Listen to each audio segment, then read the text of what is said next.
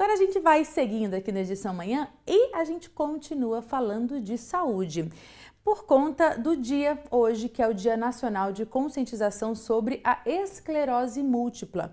Inclusive, esse mês foi dedicado a essa causa por meio do Agosto Laranja.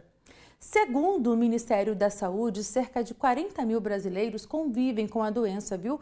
É o equivalente a 15 casos a cada 100 mil habitantes. E de acordo com a Federação Internacional de Esclerose Múltipla, a cada 5 minutos alguém recebe o diagnóstico. Sobre esse assunto eu vou conversar a partir de agora com o Dr. Leonardo de Deus Silva. Ele é neurologista e também é coordenador da especialidade, de neurologia ali do Vera Cruz Hospital. Doutor, muito obrigada pela sua presença aqui na edição Manhã para a gente falar desse assunto que eu entendo que muita gente desconhece. Fatores de risco, enfim, a gente vai conversar sobre tudo isso aqui. Ótimo dia. Bom dia, Juliana. É um prazer estar aqui com você hoje, com seus telespectadores.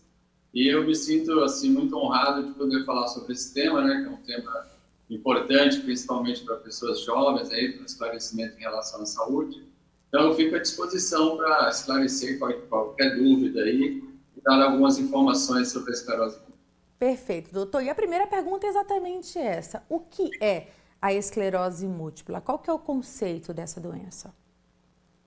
A esclerose múltipla, Juliana, ela é uma doença inflamatória do sistema nervoso central, certo? É uma doença imunomediada, ou seja, é quando o nosso organismo cria anticorpos, o nosso organismo tem um exército de defesa, que é o sistema imunológico, e esse sistema imunológico, ele, por algum problema, por algum erro aí, uma programação que ela é determinada geneticamente, que desenvolve anticorpos contra uma determinada proteína do sistema nervoso central, Essa proteína é chamada mielina, é uma proteína que ela melhora a velocidade, ela na verdade é como se fosse uma capa do neurônio, das fibras, dos prolongamentos dos neurônios e faz com que a condução nervosa seja rápida.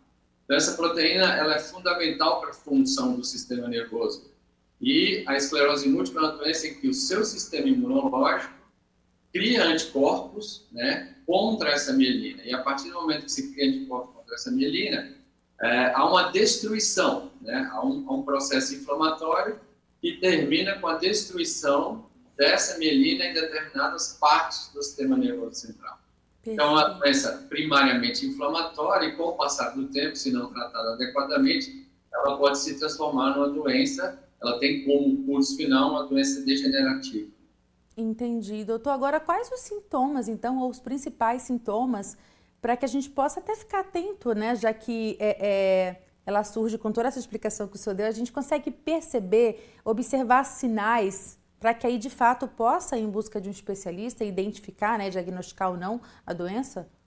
Sim, os sintomas, eles vão depender da área afetada, Então, se, por exemplo, no nervo óptico, que é o nervo responsável pela visão, tem uma densidade de mielina muito grande. Se o processo inflamatório se concentra ali no nervo óptico, que a gente vai ter uma neurite óptica, que tem como manifestação clínica uma perda da acuidade visual, uma alteração visual, que é inicialmente caracterizada por um borramento, uma sensação de um embaçamento visual e que pode progredir em termos de dias, até uma perda total da visão. Os outros sintomas são relacionados à parte motora, por exemplo. Se esse processo inflamatório está se concentrando no cérebro, na medula, você pode ter sintomas relacionados à força, você pode ter uma paralisia de um braço, de uma perna, de um lado do corpo. Se esse processo inflamatório se concentra no cerebelo, por exemplo, que é uma parte relacionada com equilíbrio, aí o paciente vai manifestar um desequilíbrio, uma instabilidade de marcha, uma dificuldade, uma incoordenação motora. Se essa lesão se concentra, se esse processo inflamatório se concentra na parte relacionada à sensibilidade, então você pode ter alterações relacionadas à sensibilidade que a gente descreve como sensação de formigamento, dormência ou até mesmo uma anestesia. Mas eu diria para você que os sintomas mais frequentes, principalmente na fase inicial da esclerose múltipla, são as alterações visuais, caracterizadas por esse embaçamento visual ou dificuldade de reconhecer cores e tal. Visão dupla, desequilíbrio em coordenação, muitas vezes associada com o que a gente chama de vertigem, né? Aquela sensação de instabilidade postural, e essas alterações sensitivas caracterizadas por uma sensação diferente, né? O paciente se refere como se estivesse com um lado formigando, dormindo. Ou seja, a gente percebe que é muito amplo, são vários os sintomas e muitas vezes até chegar a um neuro, por exemplo, para de fato ter esse diagnóstico, esse paciente ele vai passar por outros profissionais também, né, doutor? Sem dúvida, é importante que os outros profissionais da área médica estejam alertados para a possibilidade dessa manifestação ser esclerose múltipla, né? Então, quando você tem manifestações dessa natureza que acometem pessoas jovens, né? A esclerose múltipla tende a se manifestar mais, né, dentro da faixa etária da terceira e quarta década de vida, que seria dos 20 aos 40 anos, né? Uma doença predominantemente do sexo feminino, né? Ela tem uma incidência aí de mais ou menos 2 a 3 mulheres para cada homem, né? Então, você vê que é uma idade muito jovem, né? E essas manifestações, quando acontecem em pessoas muito jovens, né? Sempre é um alerta, sempre se acende uma luz vermelha para a possibilidade de ser esclerose múltipla, né? Então, é importante que esses outros profissionais com os quais um paciente pode, aí, por algum motivo, se deparar, estejam preparados para reconhecer isso. O senhor falou aí da questão da faixa etária, que predominantemente ocorre no sexo feminino, mas existem fatores de risco também que a gente pode ficar alerta? Olha, Juliana, na verdade, fatores de risco, assim, porque é uma doença, né, como praticamente tudo hoje em dia, existe uma determinação genética, mas não é uma genética que a gente chama de um processo hereditário mendeliano, mas tudo no nosso corpo ele é geneticamente determinado, né? Então, assim, não é que haja fatores de risco, há fatores que estão associados, né? Entre eles, baixa exposição à luz, né? Porque isso a gente vê, a luz solar, né? Porque a gente vê que a incidência, a prevalência da esclerose múltipla é muito maior nos países onde há baixa exposição à luz solar, principalmente países, né, da Escandinávia, da Europa, no Canadá, né? Países muito frios, né? Isso também tem uma associação com baixos níveis de vitamina D, né? Associação também com infecções virais prévias, né? Boa parte das vezes a esclerose múltipla ela é deflagrada, né? Ela tem como gatilho, não que seja a causa, mas o gatilho é uma infecção viral prévia, principalmente um vírus, né, chamado Epstein-Barr, que é um vírus que causa uma doença chamada mononucleose infecciosa, alguns herpes vírus. Então, tem alguns fatores que estão associados com a gênese, né, e com o início da doença, mas não necessariamente a gente pode dizer que são fatores de risco, até mesmo porque pessoas que não têm nenhum desses fatores ainda assim podem desenvolver a esclerose múltipla. Lógico que o que a gente recomenda é que uma vida saudável, independente da sua determinação genética, ela ajuda você ou a prolongar o período, né, saudável, ou retardar o início da doença, ou tornar a doença menos intensa, né? Principalmente evitar o tabagismo, ter uma dieta saudável, praticar atividades físicas. Então, tudo isso são fatores que propiciam, né, uma vida mais saudável e, com isso, ajuda o seu organismo a combater melhor esses sintomas ou, eventualmente, prolongar, né, o tempo de vida saudável e retardar o início da doença.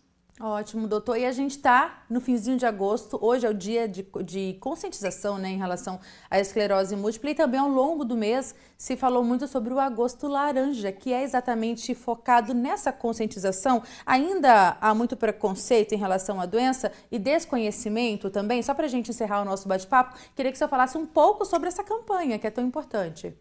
Olha, é muito importante porque é o seguinte, a esclerose múltipla, por ser uma doença que acomete pessoas jovens, né? Pessoas que estão no auge da sua vida produtiva, seja ela do ponto de vista estudantil, profissional, são mulheres, né? Mulheres que jovens ainda com a intenção de, enfim, casar, terem filhos, né? Iniciar uma família. Então, realmente é uma doença que, dentro desse cenário, nesse contexto de pessoas jovens, né? Que ainda estão no início, vamos dizer, da vida produtiva, tem um impacto muito grande. Sem dúvida nenhuma, é importante que haja uma conscientização tanto para o diagnóstico precoce, né, porque uma vez a gente realizando um diagnóstico precoce, o tratamento hoje em dia é muito eficaz, né? Então, as pessoas ainda têm uma certa resistência a entender que a esclerose múltipla não é uma doença 100% das vezes incapacitante. Muito pelo contrário, hoje em dia, se a gente faz um diagnóstico precoce, o paciente é submetido a um tratamento multidisciplinar, envolve fisioterapia, fonoaudiologia, terapia ocupacional, recebe as medicações de uma forma correta, né?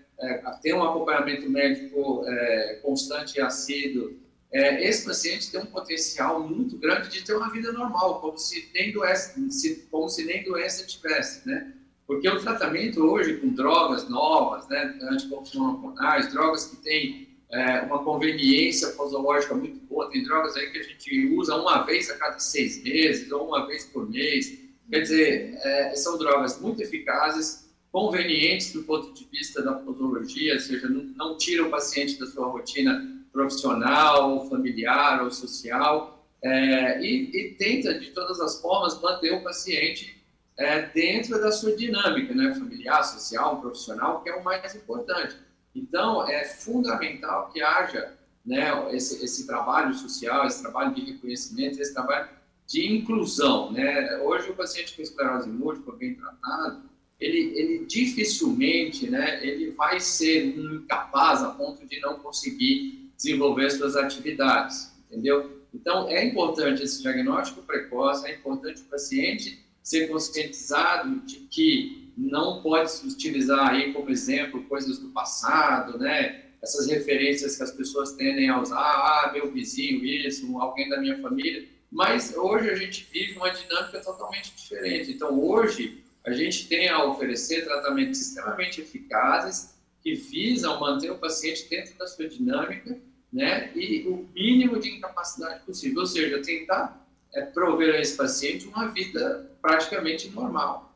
Perfeito, doutor. E tantos esclarecimentos e orientações trazidas pelo senhor essa manhã, com certeza vai trazer essa clareza para muita gente, né? Quero agradecer mais uma vez a sua participação aqui no Edição Manhã, na Rede Família.